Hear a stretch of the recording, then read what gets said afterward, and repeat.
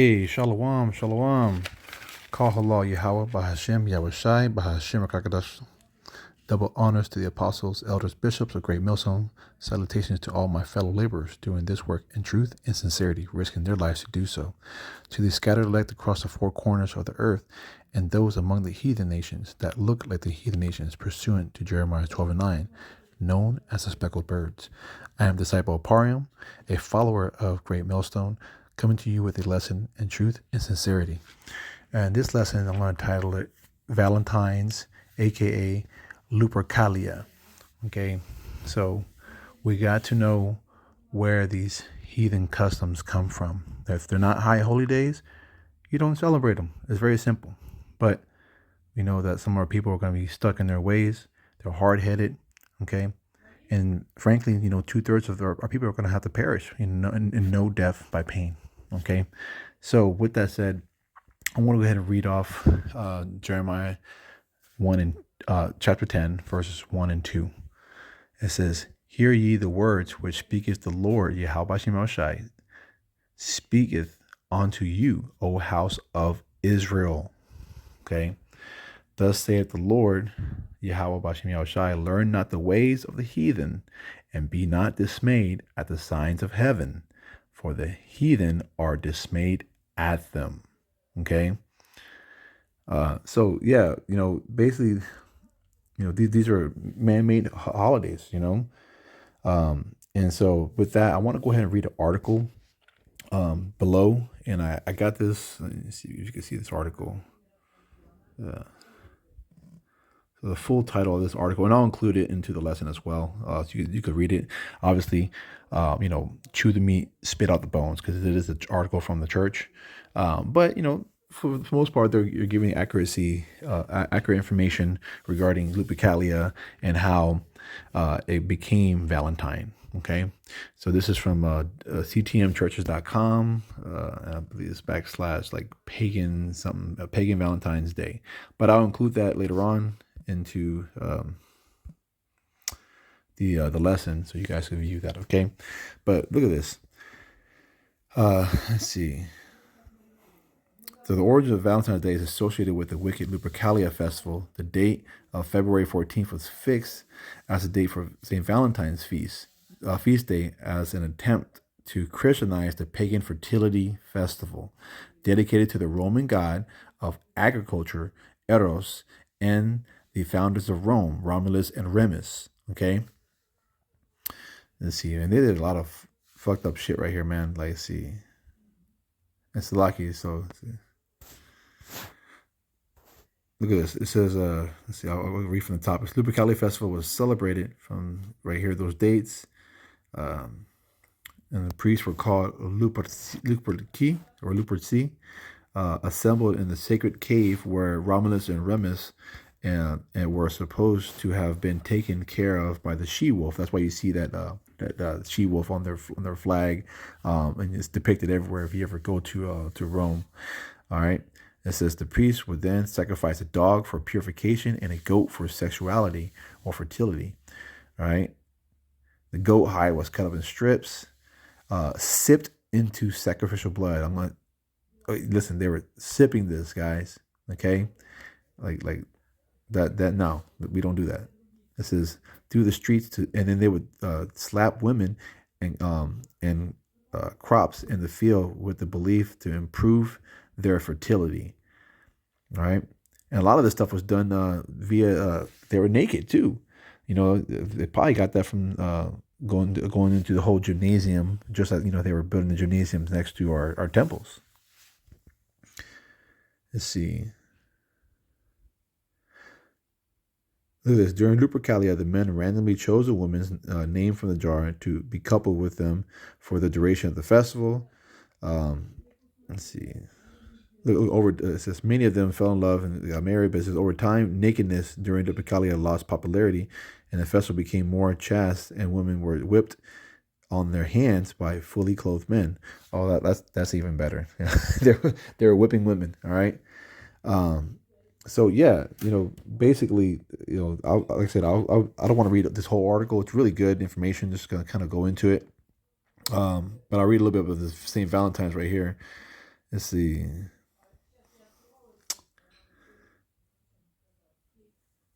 It says that he was executed by Roman Emperor Claudius II after being in prison for assisting persecuted Christians. But obviously, it wasn't really Israelites. It was kind of done in a different way. Um, he was beheaded though. Let's see. Wow. But right here, I want to get from how he turned from Lupercalia to Valentine's Day. So basically, this Pope knew that he couldn't win over the festivals or the way that the heathen celebrated. So he said, "Hey, let's go ahead and join them and change some things around." Basically, all right. So he adapted some of the pagan celebrations of love to reflect Christian beliefs. For example, as part of the Juno Februata ritual, which is where these names come from, February, right? Instead of pulling girls' names from boxes, the boys, they would choose martyr saints out of the box. It's just like, and if you think about that, you go to these stores, man, I forgot the name of them in Spanish. But basically, it's where you buy the candles and the velas, the velas and all that mess, right? That's what the Northern Kingdom does. They're real big into it. Man, I wish. But anyways, that's where they get this from. Okay, they get that from here. So with that said, I want to go to Amos 5:21. We got some precepts to hit up, so let's go ahead and do that. Let me minimize this so you can see a little bit better. Okay. So this is Amos chapter 5, verse 21. It says, I despise your feast days, and I will not smell in your solemn assembly. Okay. It says, look at this. The NLT says, I hate all your show and pretense, the hypocrisy of your religious festivals and solemn assemblies. And we know that word religious or religion goes into worship, okay? And that's another topic for another day because it was the way of worship. The whole scriptures talk about the way of worship of Israel. It's not they changed the word worship and to basically mean religion for everybody, okay? Let's go to Exodus. Actually, Slaki, before we do that, I want to show you something too, because it's essentially, this is the steps to being a saint in the Catholic Church, right? And they call it canonization. And I downloaded this right here because I wanted you guys to read this. There's 4 steps to becoming a saint. And it says, being a saint in the Catholic Church is very high honor, blah, blah, blah, right? But then it's all done by men, right? And how are men judging your actions, right? Now, the ways of men, how are they judging, who you to be a saint when, that's via the only people who can become saints are the Israelites. And it clearly states it. I'm going to get that later on, right? But look at this. You have a request, right? Like you fucking put in a piece of paper. And then you have determinization, beautification. I'm going to put this in there too, so you guys can read this link as well, okay? And then you have canonization. All right. Yeah, man, that's crazy. It's wild. So, yeah, I want to read Psalms 50 and 5. All right, this is a one that we always go to, but for those of you who are new, this is kind of a milk scripture right here. So it says, gather my saints together unto me, those that have made a covenant with me by sacrifice. Now, this is in the Old Testament. You ask yourself, who made the covenant? All right. Israel made the covenant. Okay. Who sprinkled the blood? All right. Upon the people. All right. We're going to go there. Let's go to Exodus 24. I'm going to read verse 4, and then I'm going to hit the point in verse 8, okay? It says, and Moses wrote all the words of the Lord, Yahweh Shemashai, and rose up early in the morning and builded an altar under the hill, and 12 pillars according to the 12 tribes of Israel. How many pillars? 12. 12 tribes This is not everybody that's given onto this covenant, because that's just supersessionism. That's what the Catholic churches and all the other churches have done. Okay, they've taken something that belonged to Israel and made it for everybody. Okay, they basically said, "Well, we can't beat them. We're gonna join them." That's what they did. All right. So, and actually, not just join them, but they're gonna join us, and out of ignorance. All right. So then you go to verse 8. And Moses took the blood and sprinkled it on the people and said, Behold, the blood of the covenant which the Lord Yahweh have made with you concerning all these words. Okay? Listen, you can't get around that. I don't care. So this is not, you can't be a saint via canonization. Okay? Another one, let's go to Psalms 147, verse 19 and 20. He showeth his words unto Jacob, his statutes and his judgments unto Israel. He hath not dealt so with any other nation. And as for his judgments, they have not known them. Praise ye the Lord. Yahweh Hashem Yahushai. Okay? But they are going to learn them in the kingdom. Okay? Because they're going to be under us. All right? And they got to build the kingdom of heaven on earth as it is in heaven. Just like the Lord's Prayer states. All right? Now I want to go to Psalm 148. All right. Let's see. It's lucky.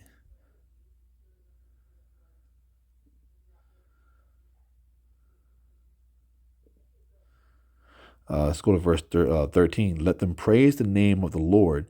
Right here. You guys see that, okay? For his name alone is excellent. His glory is above the earth and heaven. All right. So that's a cut to IUIC, first of all, and all these other camps that don't want to use the name of Yahweh. Okay. Because this name has power. Right. And then verse 14, he also exalteth the horn of his people, the praise of all his saints, even of the children of Israel. Even of the children of who? Everybody? No. Even of the children of Israel, a people near unto him. Praise ye the Lord Yahweh. Okay.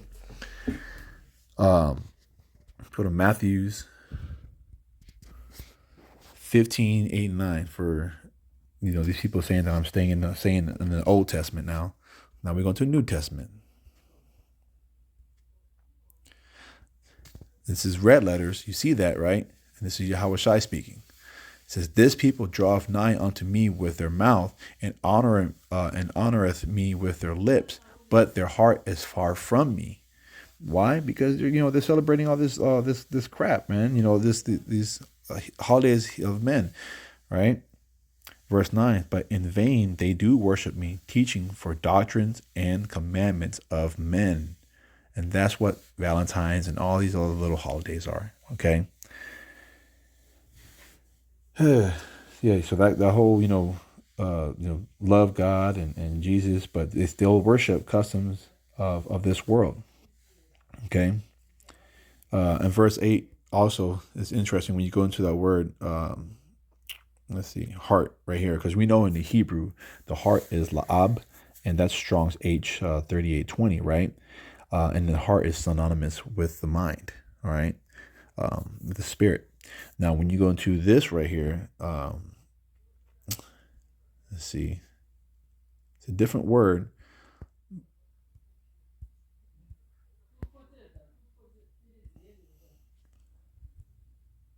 The Strong's G 2588, and it's kardia. Kardia, that's the Greek. I don't want to read subsection B, right?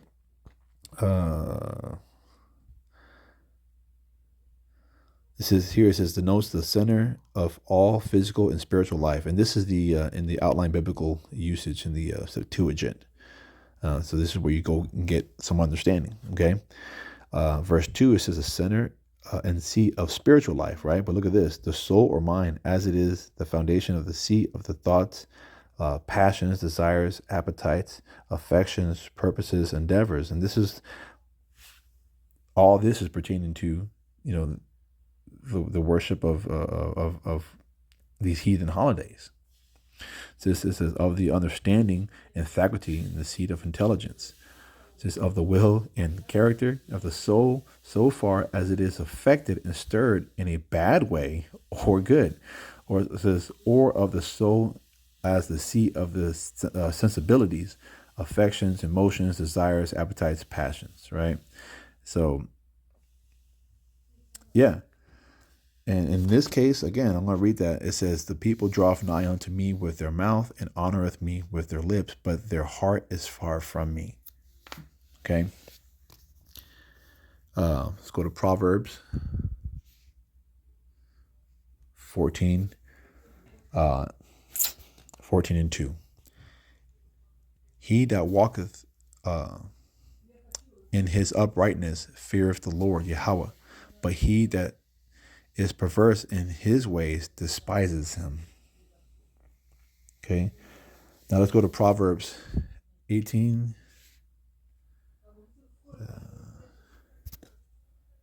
Salaki. I'm sorry. I meant Revelations. Let's go back. Revelations 18 and 4. And it reads, not Revelations 4, Revelation 18 and 4, Salaki. 18,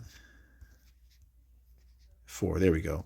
And it reads, and I heard another voice from heaven saying, come out of her, my people, that ye be not partakers of her sins, and that ye receive not of her plagues. Okay, and that's saying come out of Babylon, come out of their ways, their doctrines, their wines, their philosophies. Okay. And then with that, I wanted to read Isaiah 48 and 20 as a precept.